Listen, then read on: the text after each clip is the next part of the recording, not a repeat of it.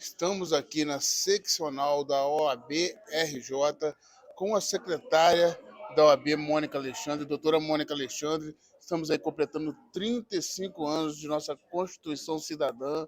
E hoje teve um grande seminário aqui na OAB.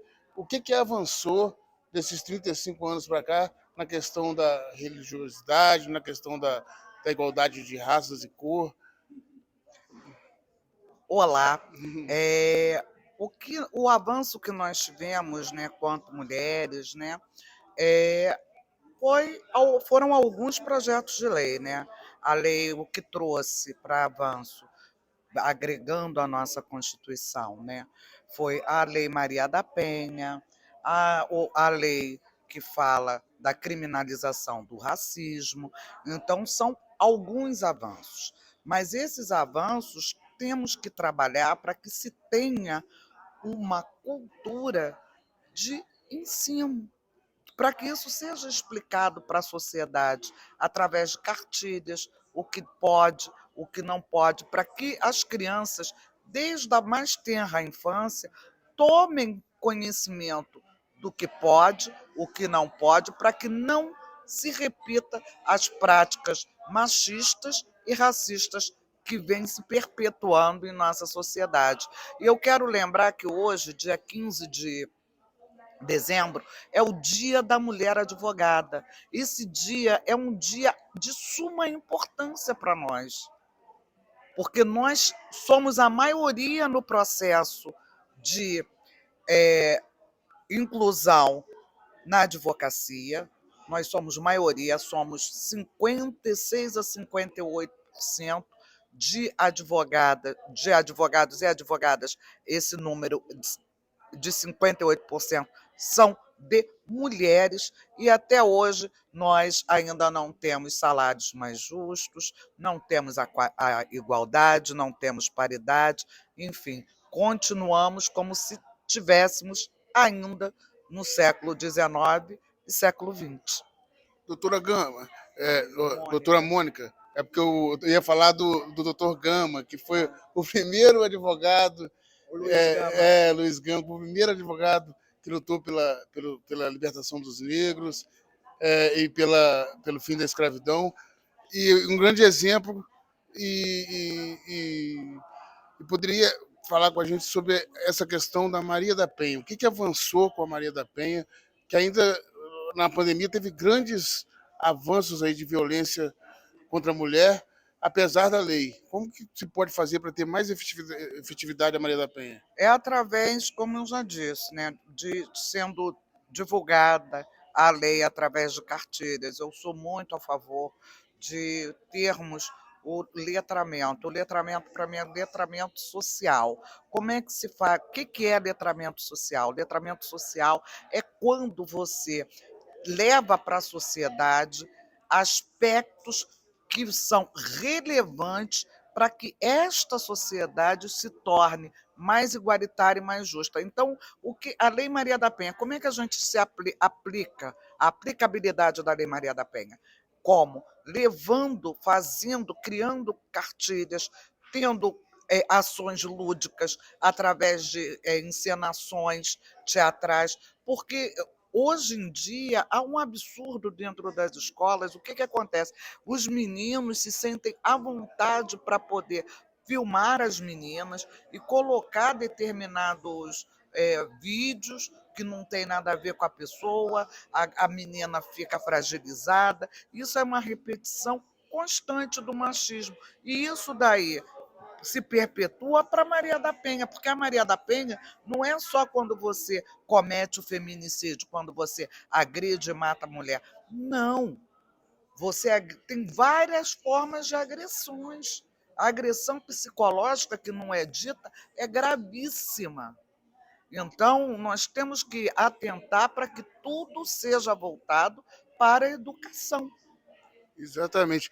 E aqui a OAB parece que foi o exemplo para toda a sociedade brasileira, né? Que aqui instituiu 50% de mulheres e instituiu também uma cota para os negros, né?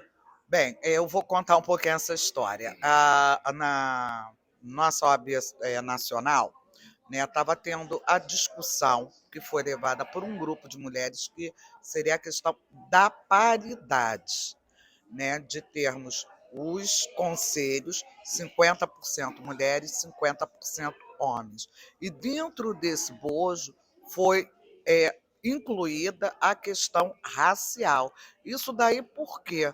Porque nós, negros e negras, sempre estaremos atrás da pessoa branca, independentemente de nós termos capacidade técnica ou não. É uma coisa que eu sempre digo: a minha cor me precede. Então, se eu for no ambiente de trabalho disputar um emprego, é, vendo a característica minha é, pessoal, física, eu não serei contratada diante de uma concorrendo com uma pessoa branca, porque ainda tem aquele estereótipo da boa aparência. A boa aparência para a sociedade nossa, que é branca e machista, é você ser branco, ser o igual. O desigual não entra. Então, quando dentro de um processo de ordem você tem vários advogados e advogadas inscritas e sem lugar de fala dentro dos conselhos, foi inserido a questão das cotas de 30% nas seccionais. A única seccional que cumpre a questão das cotas de cota de 30% para negras e negros e a paridade é a nossa seccional aqui do estado do Rio de Janeiro, graças ao empenho maravilhoso, um trabalho maravilhoso realizado pelo nosso presidente Luciano Bandeira. Pô, que bacana. O Luiz Gama, o doutor Luiz Gama, ele trabalhou muito isso, que ele foi advogado da própria soltura dele. E aí, quando ele chegou pro patrão dele e falou: eu tenho direito de ser livre. A nossa lei não garante. Ele falou: nossa lei não. Nossa lei, quem faz a lei é a gente, branco, você não. Isso é a nossa lei. Então, daí começou a grande luta e a grande mudança aí na legislação nossa. Bem, E chegamos hoje. Né? Eu não vou pegar lá por Luiz Gama, não, porque aquela época tudo era muito mais difícil. Aquela época a Constituição era muito limitada, entendeu? Os direitos, os negros não tinham direito algum, porque ainda nós vivíamos num país escravocrata.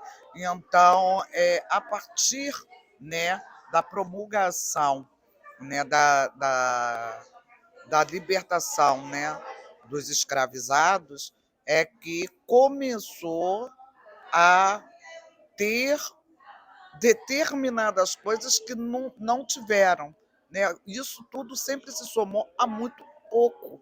Ínfimo, porque quando os escravizados foram libertos, eles não tinham terra, eles não tinham casa, eles não tinham nada. Então, por isso, essa questão da reparação, essa questão de que nós, a sociedade brasileira, tem uma dívida para conosco, povo preto, tem. Então, a luta de Luiz Gama é a luta de Benedita da Silva, é a luta de Caó, é a luta de Ivani dos Santos, é a luta de Mônica Alexandre Santos, é a luta de Sebastião Pedro Alexandre, de Tarcísio da Trindade Santos, enfim, de todos os brasileiros e brasileiras que não se conformam com um sistema que é imposto até hoje, porque até hoje temos o quê? A maioria das pessoas menos abastadas moram onde? Nas favelas. Quem é a maioria?